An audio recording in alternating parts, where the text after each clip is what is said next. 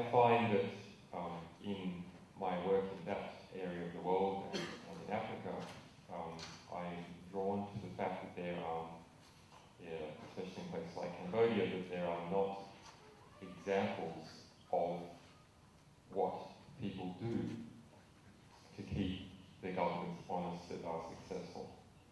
So in Cambodia, the entire journalistic profession was wiped out 30 years ago, and it's starting from scratch. Here, in Europe, we still have some tradition, or maybe it was reset a little bit in World War II, but it's something that needs to be continually renewed, and that is the people here have to develop a solidarity and a history, an intellectual history, an understanding about how to keep government and business honest. A friend of mine in the United States, Daniel Ellsberg, who famously leaked the Pentagon Papers, uses a phrase that I've become fond of, which is that courage is contagious, and that is when someone engages in a courageous act and shows other people that that act was not an act of martyrdom, but rather that was an intelligently designed act that succeeded in a courageous act. It encourages other people to follow.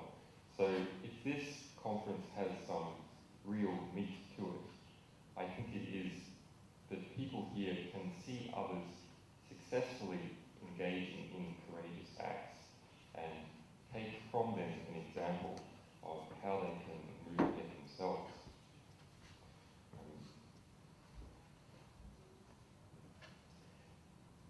And just as far as those, my perceptions as a journalist that has worked in many difficult areas, it is not just the East or the developing world that needs this kind of courage. In Europe, the UK is a good example, there are currently between 200 and 300 suppression orders, secret gag orders, gagging the press. And how many people in this room know that? One, and I think I told you. And why don't you know? Well, there's secret gag orders. That's not including the thousands of other gag orders.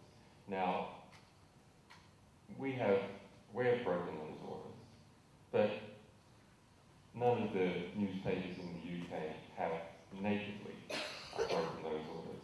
There was a big case not so long ago with the Guardian newspaper and Trafford Bureau, something that became the most trending topic on Twitter, that helped to break one of them, where we did a workaround and managed to get the full URL of the secret report that was gagged, spoken into the parliamentary record, including the colons and slashes and everything.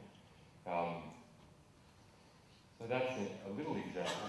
But I would say to you, why aren't more journalists being arrested in Europe? Why aren't more transparency activists being arrested in Europe? Because it's not because Europe has no problems. It's not because Europe is a gentle society, although we must say that countries like Denmark are certainly more gentle societies than countries like Kenya. But nonetheless, Europe is involved in the big geopolitical game internally. It is, UK is now a favoured place of Russian oligarchs. There are extreme problems in Europe, and I suppose people in Italy will know about this as well. Where is the civil courage amongst civil society in Europe? I see some of it. I think there should be more. When Alexander Solzhenitsyn went to the United States and gave an address to Harvard in 1978, he was concerned that the strength of solidarity in civil society and courage in civil society was absent, and that was a corrosive force in the United States.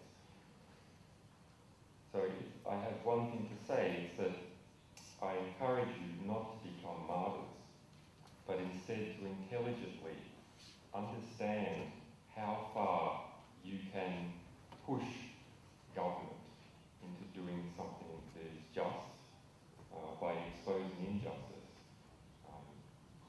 have many, if you've seen our website, we have many thousands of examples of people successfully doing that. My friends in Kenya, who are journalists who are raided every couple of years at their newspaper, sometimes put in prison, they manage the situation intelligently. They will write an article exposing significant corruption or political dealings, and then go to Tanzania for good holiday. If they can't understand whether they can get away with it and then come back, they make sure that they are taken